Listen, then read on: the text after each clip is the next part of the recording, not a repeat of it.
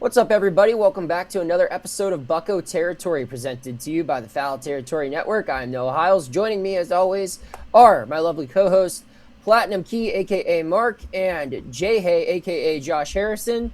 Fellas, happy holidays. This is the holiday special here on Bucco Territory. And full disclosure, not going to talk any breaking news. If there was some breaking news for the Pirates, we will have handled that in a separate episode. We're pre-recording this because we have our first ever full episode guest on Bucco Territory, and it's none other than our friend Robby Incmikoski. He joins us here on Bucco Territory, a very familiar face to Pirates fans, I'm sure. He was on your television screen for years covering the Buccos. We're going to talk about some of the memories there. We're also going to talk about his new book that he's been working on, and you all can go out and purchase Sacred Grounds. So Robby, let's start here. First off, welcome to the show. Second off, you wrote a book. Why'd you want to do that?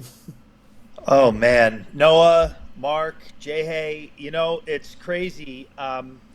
First of all, the most unique thing is I spent 16 years of my life bothering baseball players to get them to talk to me. And this is the first time in my life I had a baseball player ask me to go on his podcast. So I'm flattered to be here with my man Jay Hay, who is one of my best friends in the game of baseball and the guy I've been get a chance to get really close with. And I had a chance to put Jay Hay in this book, which was really cool. And I'm sure we'll get into that in a little bit, Noah. But to answer your question, why did I do the book? Essentially, a lot of fans don't realize that there's so much that goes on around the game of baseball that ends up on the quote unquote cutting room floor. And what I mean by that is there's so many stories that are behind the story in our game. And there's so many cool human interest stories to be told out there that I couldn't pass up an opportunity to gain 16 years of relationship capital and not tell these stories.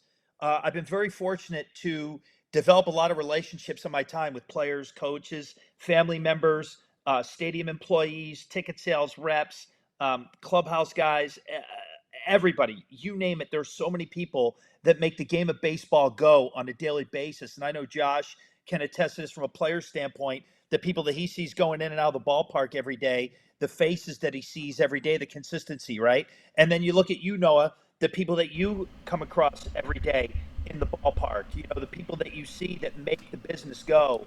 So many people have a story. Not only did I write a book that talks about the story behind the story in baseball, but I have a press dining attendant in there from Cincinnati. I have a clubhouse guy from Arizona and Philadelphia in the book. I have Luis Gonzalez, who won the World Series in 2001 with the Arizona Diamondbacks, going on the record talking about changing the culture in baseball.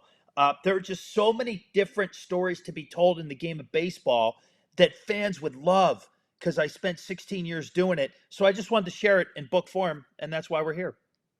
And I totally agree with your concept on this, Robby. Having traveled, not as long as you, obviously. I've only done it for a couple of years, but you come across so many interesting people, so many interesting ball players, people with backstories. Everyone has their own unique story in the game. And you develop these relationships with people on teams you cover, but also places that you frequently go to when you're covering a team in the NL Central. You have those clubhouse attendants that you always see at Wrigley Field or Great American Ballpark, and you have those restaurants, those people who work in the concession stands who you might not even remember. They might not remember your name, but you just kind of remember, okay, yeah, there's that one story with them that one time. And I can only imagine the unique experiences that this book shares. And I'm excited to dive into them. So I'll pass the baton now to one of my co-hosts. Guys, I'll let you ask the next question. What do you want to know about this book? Going me or you? Take it away, Josh. I think I know Josh might have a little bit more knowledge right now with the book too. So yeah. As we mentioned, I'm actually featured in the book. yeah, But my question to Robby, obviously, working around the game for 16 years, you got all these unique stories, and in this book, how hard was it to narrow it down to so many stories? Because I'm sure there are so many stories that you still haven't gotten a chance to tell. So, like, how There, hard was it deciding which ones to go with? you know what it was? I'll be completely honest with you, Jay. Hey, just like you were with me for so many years when I would ask you questions, is I looked at each big moment that happened at each place, right? And then I said, okay, let me look at the box score. Let me look at the coaching staff. Let me see who worked there at that time, who's connected to a big game. I'll give you a primo example. And this is a moment you were open and honest about this, right? And one at bat clearly is that does not define anywhere near a guy's career, but it was a big moment, and that was when you were facing Max Scherzer in Nationals Park in 2015, and he had a perfect game going, right? And Yep. you happened to just be the guy that made the last out in a no hitter behind Jose Tabata, which was one strike away from being a perfect game. So people see, okay, Josh Harrison had a fly out to left field to end the game, but a lot of people remember the perfect game, or excuse me, remember the no hitter, remember it being a near perfect game, right? But what is it like feeling the pressure of being that guy? Do you feel pressure to get a hit? Are you approaching this like any other at bat? Like, there are so many questions to ask a guy that's in the box in that particular moment, and you happen to be that guy, and I happen to have a relationship with you. So I knew I had access to you to get this story and talk about a big moment that happened in both Pirates history and also Washington Nationals history, of course. So that's kind of how we developed the concept of it. And I'll use you as one more example. You're born and raised in Cincinnati. Everybody knows that, right? You got a brother that is a manager in the Reds organization. You have another brother that has his own barber business that he's been running for, decades, I assume, in the city of Cincinnati. You signed with the Reds in your last year in the league and went to spring training with them. Had a chance to do it. So Cincinnati has the best opening day in all baseball, and that is really not to be debated with how special it is. And you know that as a kid growing up, that they shut down the entire city. So we looked at all these big moments, and it was just a matter of who I had access to, who could I reach, who would talk to me, who trusts me with their story. I obviously have your trust because you know how I roll, but talking to somebody who's a friend of a friend doesn't know me, and they have to trust that I'm going to do them right, and tell the story in a way that's going to make it interesting for fans. So it was a collaboration of so many things, and we ended up putting 120 people in this book connected to the game of baseball, from famous baseball players to press dining attendants that nobody's going to know their name. Shout out to those 120 people, because that's what helps make these stories, and like that's a lot of work behind it. That's why I was curious, because obviously I knew how you got obviously to me because we have the relationship, but I'm thinking, just like you said, you got a dining room attendant. Like, I'm sure that right there, I know that'll blow somebody's mind, because that's probably one of the last people that you would expect to hear a story from, because most people think it's all baseball. But that's why I wanted to know how would you go about it. But that's pretty cool. Right. And where else can I put a line that says, I used to put nuts on his ice cream, and have it be in a book and be above the line? That wasn't me, Noah. That was the dining room attendant. No, that wasn't Jay, I promise. Robby, just to jump in here real quick, I just want to say thank you for hopping on, and thank you for all the work you did for the Pirates. I only started watching the Pirates every game in 2021. I wasn't really a big baseball fan, and your impact on the broadcast as a fan, like a new fan, you helped me get into baseball. So from the bottom of my heart, I just want to say thank you. I mean, a lot of those memories were really special to me. Like, a couple stand out, like the interviewing Drew Maggie's parents after that moment. You gave his mom like a foul ball that from his at bat. We did. That. We did, yep. You just had such a class, a touch, a way of communicating and connecting with all the people that you interviewed, and it really made me become an addicted baseball fan. So really? I just wanted to preface any questions just by saying thank you.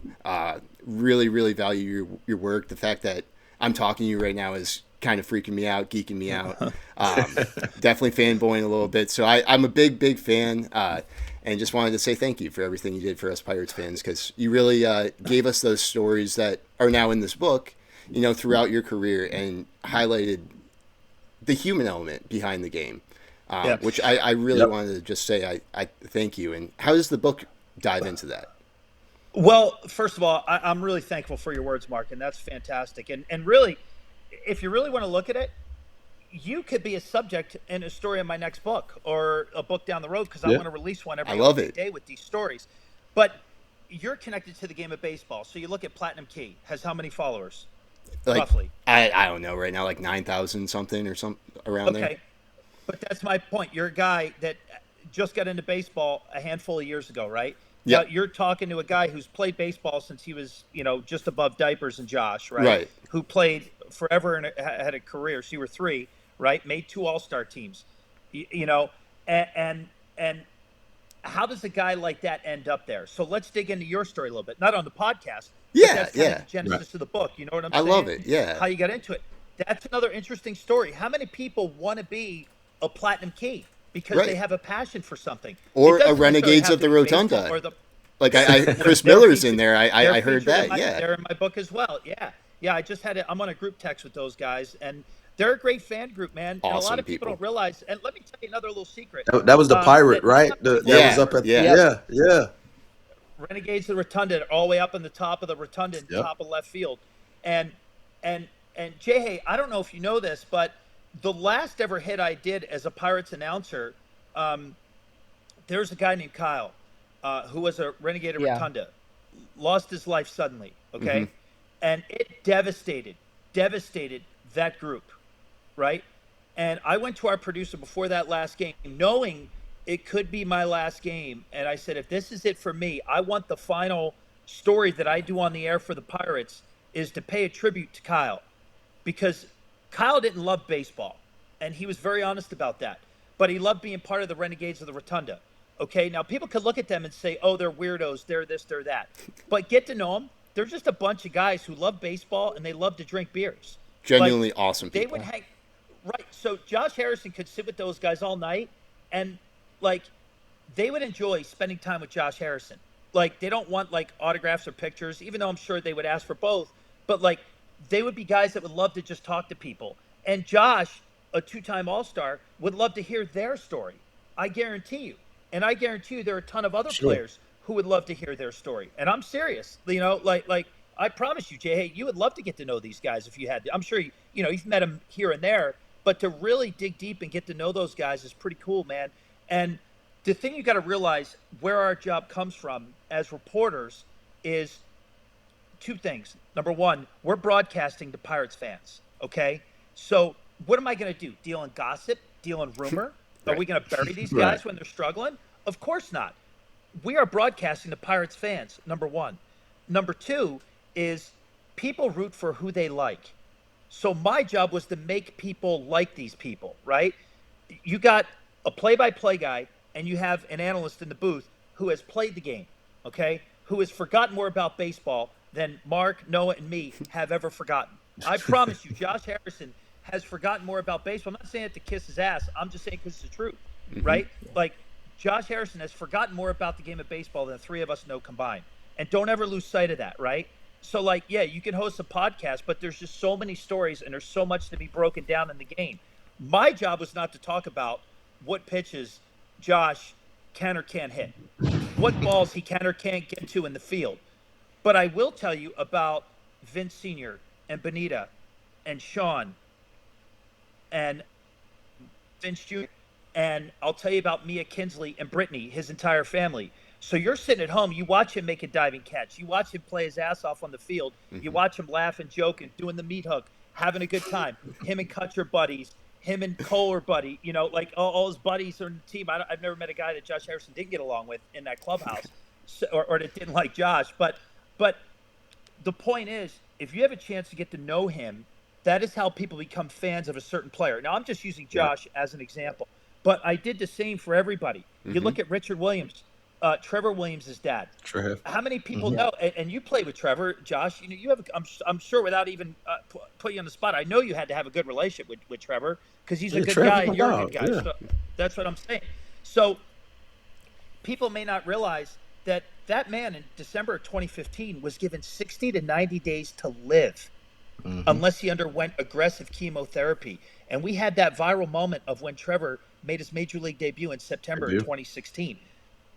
Why would you not dig deeper into that? So that was our job, and that's why we did what we did. So I apologize for having diarrhea of the mouth right there, but I enjoy getting a chance to explain that on this platform, to baseball fans out there and what we tried to do night in and night out. Robby, as a storyteller myself, I mean, I feel like one of the hardest things I find myself doing when I have a wide plethora of information is organizing it in a way that's easiest to read, right? And you have 16 years worth of stories and 120 people's personal accounts on all of these things. How in the world do you, and this is probably a little inside baseball question, one reporter to another, but how in the world do you go about organizing this so you're not, getting too off topic or diving too deep into one thing to make sure this thing flows and is an easy, informative, enjoyable read for everyone who's willing to pay their hard-earned money to read it? Yeah. So part of that is look at the big moments that have happened in the history of baseball. Barry Bonds hit his 763rd homer, August 7th, 2007. Okay. Everybody's heard from Barry. Everybody knows what Barry thinks of the record. Everybody has an opinion of Barry Bonds. It's been discussed for decades and decades and decades. But what about the guy that gave up that homer? There's Mike another Bass. side to that story. Mike Bassick. He is in. We have the same major. Yeah, we shared the same major. Mike, yeah. So he was my broadcast partner with the Texas Rangers in 2024, and he essentially says, and I have the transcript of our conversation on our site. It's not as much in the book. We didn't dig as deep in the book about how that moment pretty much opened up his broadcast career for being on the wrong end of history. I mean, how many guys can say that? Not a lot. Yeah. And then you look at, so that's a big moment, Noah, right? And then you look at, say, the night Cal Ripken broke the consecutive game streak. And I looked at the box score that night and realized a buddy of mine, Jeff Hewson, former infielder, calls himself the Forrest Gump of baseball, played third base next to Cal the night he set the record. So what the hell was that like? Right. What was it like in the clubhouse? What was it like standing there in the fifth inning when he breaks the record? There's only one guy standing 30, 40 feet away from him at third base, and we had a chance to talk to him. And then once you ask somebody a question, you never know what you're going to get. As it turns out, he played in 3 of Nolan Ryan's no-hitters, played the day Ricky Henderson set the steals record, and that's why he calls himself the Forrest Gump of baseball. So you look at the biggest moments and you think, how is this going to resonate with people? And you try to find a way to connect with the fans and the people who love the game of baseball. Robby, I'll ask another one here. And again, as a writer, it's so rewarding when you finish putting something together, right? I've worked on stories for months, and when you hit that publish button, it just feels like the weight of the world is off your shoulders. How rewarding was it to kind of see this ink on the paper, to see it, you said you had a big shipment of the books arrive to your house today. And that doesn't seem rewarding because it seems like it caused quite a mess. But overall, how rewarding is it to know that this story is completed and it's ready to be read by the world? It's very interesting that you phrased the question the way you did, Noah. And people don't really give a shit about like your personal story. But when people pick up this book, they're going to know that we worked our tails off on this book and we did not cut any corners. We did this with the utmost respect and dignity we possibly could. And that's all of our interview subjects. We didn't care whether you played, whether you coached, whether you were a broadcaster, or whether you were a server in the press dining room. You all got treated the exact same way. So everything that went into this, which I took 1.5 years of my life off from working and earning money to put this together because that's how much passion I had for the project. So to see the shipment arrive today was definitely an oh shit moment. Am I allowed to say that, by the way? Yeah, you're fine. Yeah. Okay. I don't want to get you guys in trouble with your bosses. Don't go any further than that one. We'll cut it off there. But yeah. All right. Otherwise, I have to bust out the beep button. Yeah. Yeah. Sorry, guys. I won't do that. You're good. But to see it there and to see this whole thing come to life was actually crazy. And what's crazier is I got an email last night at 5:30 saying that they were going to check where the vessel was that was getting these books in from overseas, only to get a call an hour later saying the books were 30 minutes from my house. So they showed up today, and I had 2,600 books. They're in my garage right now, and we've been hustling to get those out. So I've been grinding since 7:30 a.m., and this is the slowest part of my day, and I'm going to go until about 3 or 4 a.m. tonight. So yes, it's busy, it's crazy, but I don't know if Josh can kind of relate to this. When you're a player, you ask, what does this accomplishment mean? And they say, I'll look at this down the road when it's said and done.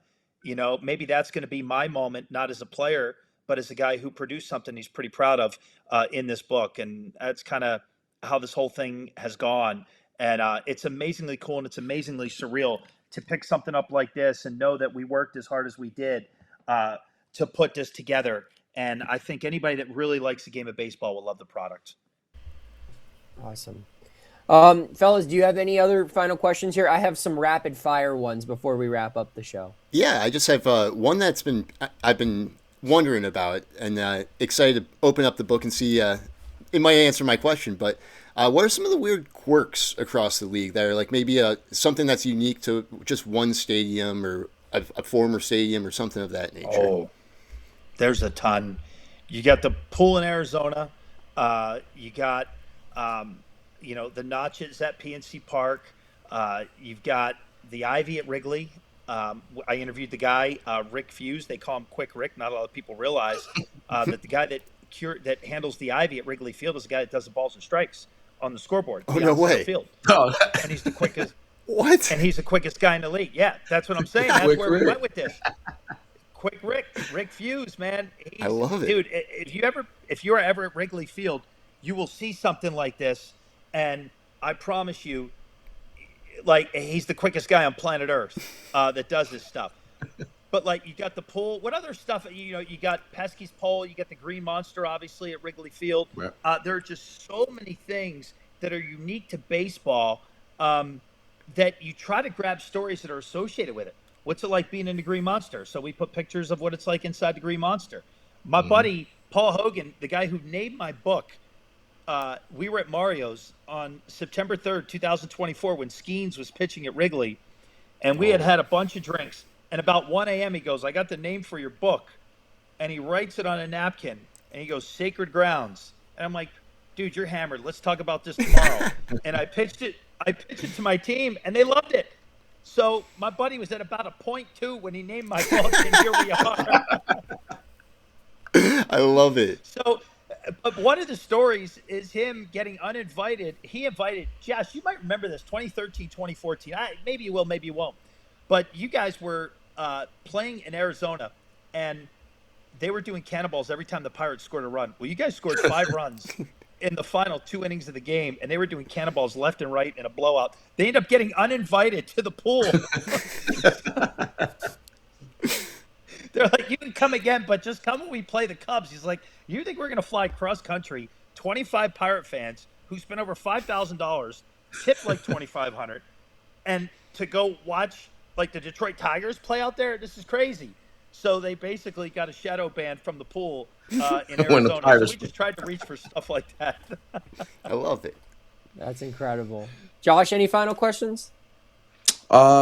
I don't know if I necessarily have, as far as, me and Robbie talk, the questions that I would have, have been pretty much answered. That was my question that I asked about how to choose the stories for me was probably the biggest one. Cause he's got 16 years bouncing around. I'm like, man, I just know the stories that he and I have just together, obviously are not all in there, but I'm just like, man, how do you pick and choose which one to use at each stadium?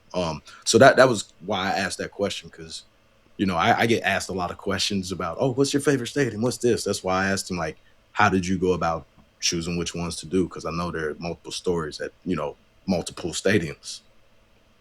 All right, rapid fire here is. Oh, sorry. Go ahead, Robbie. What's up?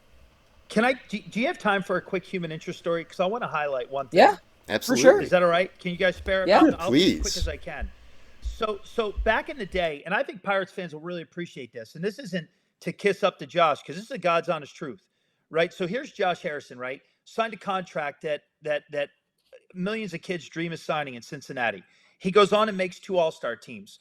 But in the process, when we would travel, I would grab toiletries from every hotel we stayed at, and I would save them up. And I would ask certain players, coaches, my coworkers, if you have them, give them to me, and I'll save them. And I donated them to the Light of Life shelter on the north side here in the city of Pittsburgh.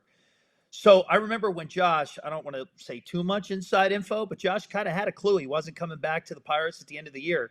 And I'll never forget, Josh called me over to his locker one day in September. He goes, "Hey man, come here when you get a second." The way he looked at me was like, I knew like it was something he had on his mind. And he goes, "Look, man," he's like, "Brittany and I rent this house. We have a bunch of furniture. Some of it we're going to take that, means something to us, but we have a bunch that we are not going to keep." And this is how you humanize athletes, right? You can look at Josh Harrison's career earnings and realize he doesn't have to work another day in his life, and neither would his kids if that were the case. But Josh, out of nowhere, called me to his locker and said, "Hey, if you want to arrange a truck, if you're interested, I would like to donate, Brittany and I would like to donate the rest of the furniture we have to the shelter that you're working with." And we ended up filling 2 apartments full of furniture for people dealing with homelessness in the north side of Pittsburgh. So that is how you humanize people. And we had a story written Thanksgiving that year for what Josh did for those guys, and we went to Josh's house and moved the stuff out of his house. And they just had certain things that meant something sentimentally to Josh and his wife, but all the stuff that was furniture, and we're talking couches, beds, expensive stuff, right? That filled 2 apartments worth. And that was pretty cool, man. So like, that's kind of how you humanize people, by getting to know the story behind the story. So sorry to take time, but I don't know how much you guys realize what kind of person that you're working with on this podcast. They see 2 all-star teams diving catches, but that's kind of dude that Jay Hay is. Robbie, he willingly hangs out. He willingly hangs out with us. So yeah, he's that's all we need to know. The Robby interviews, you still have the touch, man. It's so good. I got goosebumps right now. Like, I love it. You're so talented at what you do. Well, I don't shut up. That's the problem. Hey, that's a talent. That's a talent. So some quick fire. Sorry, guys. Your rapid fire before we wrap it up here.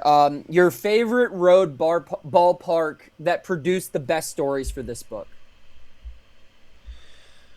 Ooh, baby. Oh, man. That is a great question. I have not been asked. For a couple of reasons. Number one, for a baseball reason. And I just got a text from Quick Rick right now. How crazy is that? How about Arizona's one, because my buddy getting kicked out of the pool, but I also had a chance to interview a World Series hero. Okay. That's first thing. Yep. You got AT&T Park in San Francisco for the Bonds homer. I got Cleveland, Larry Doby. Larry Doby Jr. is a friend of mine.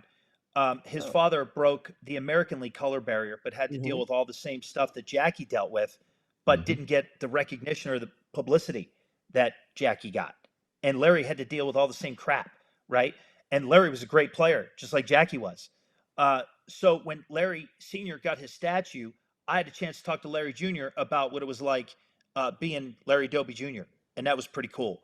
So Cleveland for that reason, Arizona for that, and obviously PNC Park is the most beautiful park in baseball. And then Baltimore has stood the test of time, and any story that comes out of Baltimore is a great story. Most meaningful player interview that went into this book? I'm going to say Luis Gonzalez, and here's why. Think of how many people have been asked about a big moment for 24 years. How many times can you answer the same question over and over and over and over, right? We talked for 37 minutes on the record about what it was like changing the culture of baseball in the state of Arizona. And I'm really proud of what we got. Another one, sorry to bring up bad memories and Pirate fans, Mike LaValliere and Sid Bream talking about the slide. Yeah. Sid's knee brace is on display at Truist Park in Atlanta. So we dove back into it. Again, 2 classy guys who have been asked about that slide thousands of times, and they're still classy every time they answer it. Since you brought up the employee, I have to just ask, your favorite press dining in Major League Baseball? Well, Philadelphia. The food is always good. They have an ice cream bar. Yep. They ain't got the Stadium. cheese. Yeah. I would say Yankee Stadium, Houston, very slept on. Houston's good too. Yep, absolutely. Yep. Josh, Philly, don't sleep on that mailroom in Philly, Jay Hay. No, I said, hey, the visiting side in Philly for the players is everybody's favorite. They keep they keep a tally of how many cheesesteak each team eats for the series. I kid you not. Oh yeah, I've heard that. Yeah. And So I can who believe said- it. They know. Do you remember I- Marcus Hamill was the bullpen yes, coach? bullpen catcher for the Brewers. He ate 8. He had 8 in a day. That record just went down. Somebody 8-9. I think it was this year or the year before. I can't remember who it was. You could probably search it and find out. But his record went down, like, I think last season. I think his record actually got broke during COVID. Just a little side story when I was with the Nationals. Adrian Sanchez, 8-10. Adrian Sanchez, he 8-10. He was on the you got the extras list. He ate it during the day game. We had a 45-minute delay with the net malfunction, which his rule was he had to finish 10 before the game was over. So that like net malfunction actually helped him finish. He ate 10. Yeah, and he then got 10 and a half. Went and ate sushi with his wife when we got to Florida. Oh my gosh. I kid you not. No. I can't make it up. Some guys are just eaters. Philly and Yankee Stadium, two best press dinings in baseball. I totally agree. And then final rapid fire question: favorite Uber driver you had in the year 2018? Oh, Noah flipping Hiles, baby. Yes, sir. What? I was going to spring training because I'm not leaving my car at the airport for 6 weeks. Right. So I would just take an Uber to the airport if any of my people can't take me. And that day I couldn't. And I'm like, Noah, wait a minute. Noah, the writer. I'm like, what's up, man? Dude took me to the airport 2018. Yeah, I remember that. That was early in the career days when, I had to do a little something on the side to get by. And I remember picking you up thinking like, oh man, I don't want to see another writer or reporter kind of seeing me doing this, but it was kind of cool. I got like my first exclusive Robby experience in that car ride from your house down to the airport and everything. And that's, gave me some career advice, and it's kind of surreal now to have you on the show and see how things come full circle. Life is crazy, isn't it? Real question. Yeah. Did he give you 5 stars? Yeah, he sure did. He tipped too. Right. He tipped. I remember when I dropped him off at the airport, he said something like, well, now I have to tip you well because you know everyone I know. Or something like that. So that was pretty good. Yeah. Just remember, it's advice for everybody watching. An extra $5 gets you 5 stars. Yes, it does. All right. Well, Robby, we really appreciate you coming on and chatting it up with us. Everyone should absolutely check out his new book, Sacred Grounds. It's a time of the year where we're getting each other gifts, right? Maybe you have some extra stocking money laying around. This is a perfect thing to spend it on. Seems like a really good opportunity to learn more about the game. Here's some one-of-a-kind storytelling from a guy who we've all enjoyed his storytelling on our television screens. And Robby, where can people get Sacred Grounds? Yeah, so this is a project I did on my own. So it's only available on my website and only on my website for this first book. It's my name, Robby, and it's ROBBYINC.com. And that's the only place that can be purchased. So I really appreciate you guys having me on here, man. And I cannot thank the three of you enough. And it's great seeing you guys. And by the way, I love seeing Jay do a podcast. This is pretty cool. Right? It's so cool. I can't believe you said yes. So many people. They make it easy. They make it easy for me. He landed where he should land in his post-playing career in the game, and I'm here for it. Awesome. Appreciate it. Well, Robby, thank you for coming on and joining us. Big thanks to my co-hosts, as always, Josh Harrison and Mark, a.k.a. Platinum Key. I'm Noah Hiles, and we will see you next time here on Bucco Territory, a show presented by the Foul Territory Network.